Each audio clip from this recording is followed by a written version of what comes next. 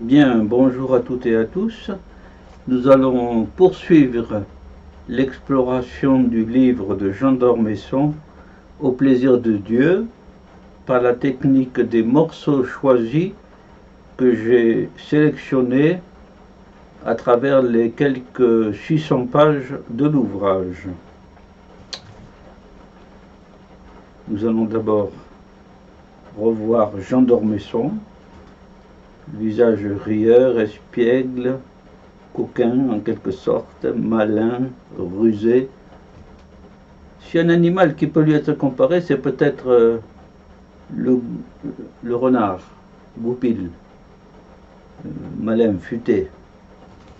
Oui, académicien, Académie française, bien sûr. Ancien, voilà. Nous allons voir ici la maison. Ce qu'ils appellent la maison, c'est un château, bien sûr. Plessis-les-Vaudreuil. Il y a des vieux tilleuls. Je redis que j'ai appris tout récemment que tilleul pouvait vivre jusqu'à 1000 ans. Ça me paraît bien extraordinaire, mais je l'ai vu écrit. Comme le château fait 700 ans, on n'en est pas très loin. Le café, institution, prendre le café. Les chambres du château, de mémoire, il y en avait plus de 400. 400. Ça servait surtout à loger la famille européenne, les Allemands, les Autrichiens, les Russes, etc. La table de pierre, lieu de réunion immuable de la famille. Les 365 chambres. Ah oui, non, c'est pas 400, c'est 365, mais ça fait beaucoup quand même. Les pendules, toutes réglées à l'heure. Les poires, institution gastronomique en quelque sorte. Et puis le château se mourait en quelque sorte. On va voir ça à la fin. Chaque nation, chaque famille, chaque individu vit sur une mythologie qui colore son existence. Notre mythologie à nous, c'était le château. Oui, le château jouait un rôle énorme dans notre vie de chaque jour. Il s'étendait aux terres et aux forêts, d'où nous dominions la campagne. On a vu que leur propriété représentait une belle fraction de leur département.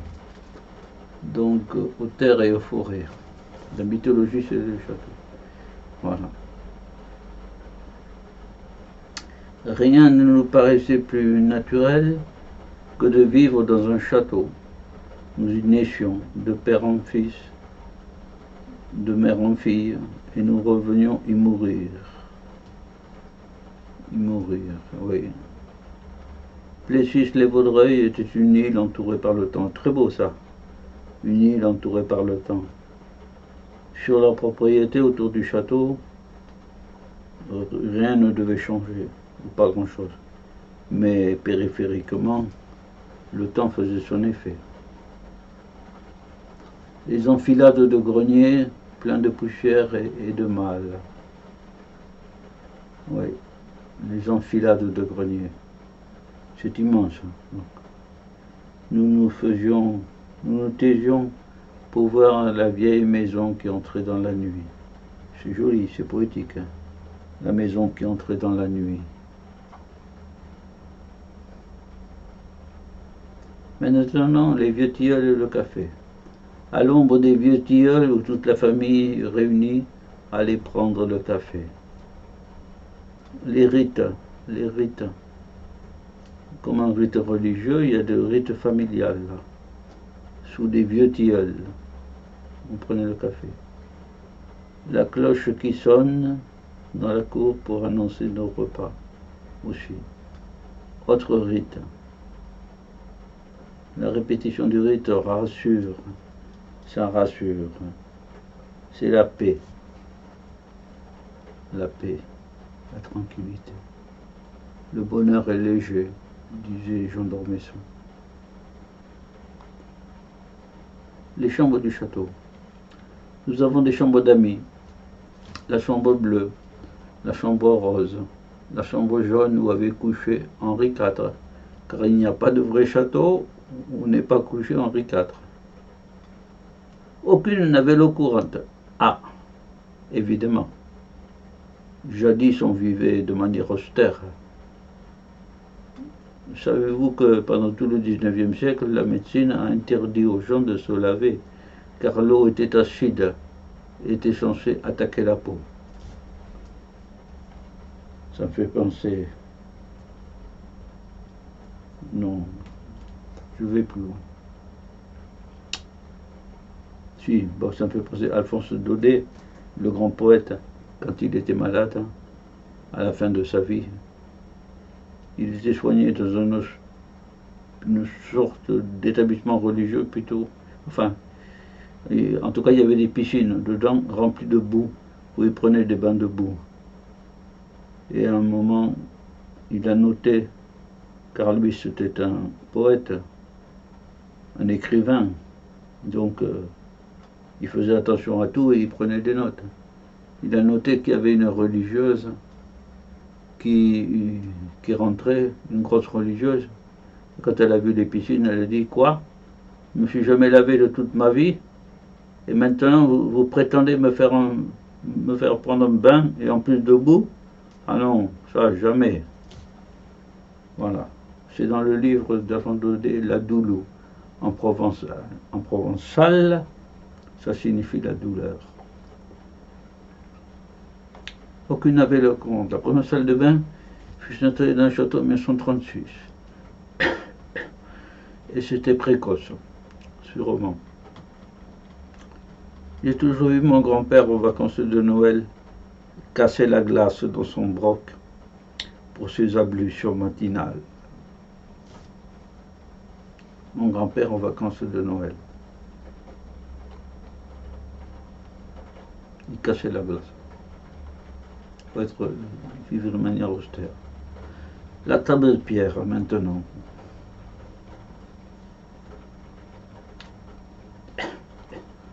Donc,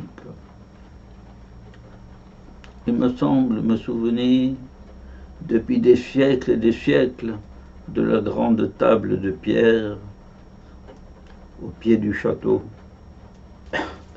à l'ombre des vieux tilleuls, depuis des siècles et des siècles. C'est extraordinaire. Il a un souvenir séculaire. Le temps ne mordait pas sur elle. À peine le déjeuner terminé, le soir aussi, après le dîner, l'été quand il faisait beau, nous venions renouer autour d'elle, à travers les désastres et deuils, le cercle de la famille et des vivants qui tenaient entre nous. Donc, voilà, c'est beau ça, c'est beau, c'est nostalgique, voilà, c'est beau.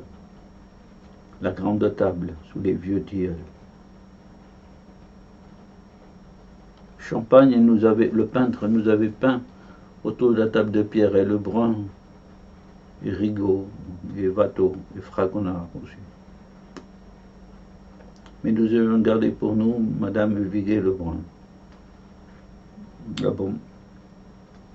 Parce que l'État, le Louvre, je crois, a réédité les mémoires de la portraitiste Louise-Élisabeth Viguier-Lebrun, qui a voyagé dans toute l'Europe à la suite de la Révolution française, pour fuir la Révolution française. C'était la peintre à l'origine de Marie-Antoinette et de Louis XVI. Et puis elle a été la peintre ensuite de bien des hautes personnalités, dont la reine de Parme en Italie et la tsarine, une tsarine, Élisabeth II, je crois. Donc, bon, ils ont pas dû avoir longtemps Viguier-Lebrun, hein,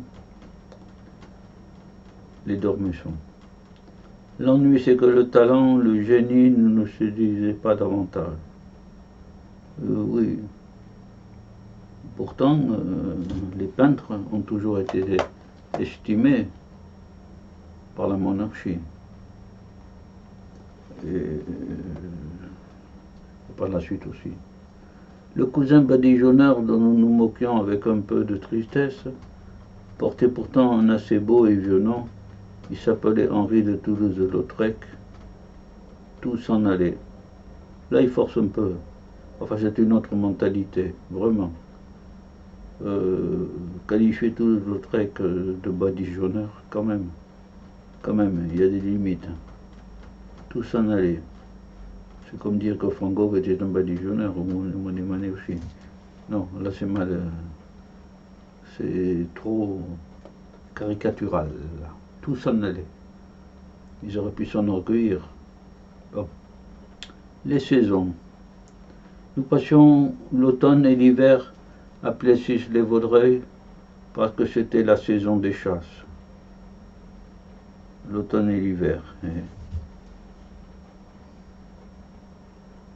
Et l'été, nous venions à Paris juste avant les plus grandes chaleurs de l'année, entre le printemps et l'été, parce que c'était la saison des courses.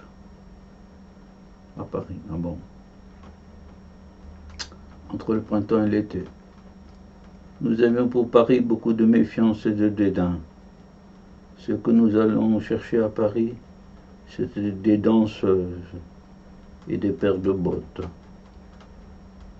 Il y a une manière de regrouper les danseuses et des paires de bottes, comme si c'était la même chose. Oui. Bon. Particulier. Les 361 chambres et les pendules. Plessis-les-Vaudreuils avait 361 chambres. Une pendule dans chaque chambre. Une pendule dans les salons aussi, parce qu'il y avait des salons aussi. Pour permettre aux pendules de sonner tout ensemble, voilà une cérémonie particulière. Le dimanche à midi moins 5, mon grand-père de retour de la grande messe, installé dans un des salons, tirait de son gousset la montre d'or que son arrière-grand-père avait donnée à son grand-père le jour de ses 21 ans, et il attendait. Le grand-père attendait dans son fauteuil. Voilà.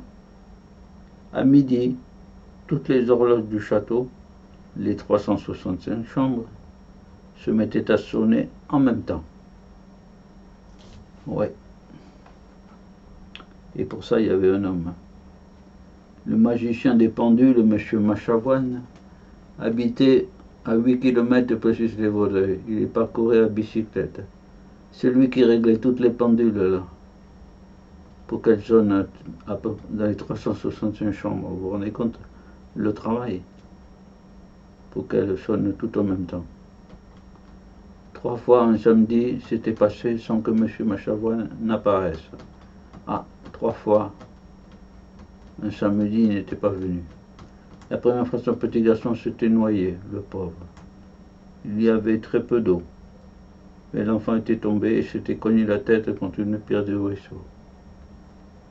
Le père dormait au bord de la rivière et n'avait rien entendu. C'est d'une tristesse, ça. Il n'avait rien entendu. Petit gamin, là, était tombé. Il s'était cogné la tête. La deuxième fois, il était parti avec le commis du boucher. Ah. Il s'estimait beaucoup, ou ils avaient un différend qu'il fallait régler tout de suite. C'était peut-être de grands amis aussi. Ou le commis du boucher en avait rudement besoin. La troisième fois, M. Machavoine n'est pas venu du tout. Il est mort, à bicyclette, un samedi, vers 9h45, sur la route de Plessis-les-Vaudreuils. Voilà un fidèle serviteur qui est mort au service du duc. M. Machavoine avait un autre fils. Celui-ci prit sa place auprès des horloges. Voilà comment ça se passait. À Plessis-les-Vaudreuils, l'avenir, on l'a déjà dit, était assuré.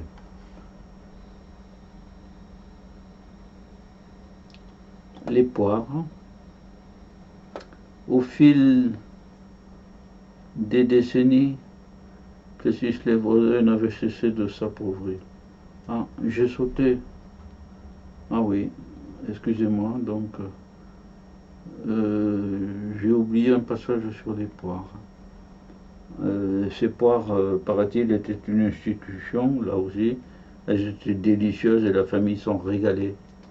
Et les poiriers, ça peut vivre, ça veut pas, pas, pas 1000 ans comme les tilleuls, hein. Non, mais quand même, ah oui, dans les 80 ans, je crois.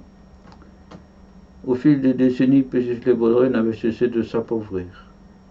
Rien ne subsistait de la vaisselle d'or offerte par Pierre le Grand, c'est un tsar, ça. Vaisselle d'or. Oui, le château mourait sous nos yeux, nous l'avons tué. À vrai dire, ce qui a tué aussi ce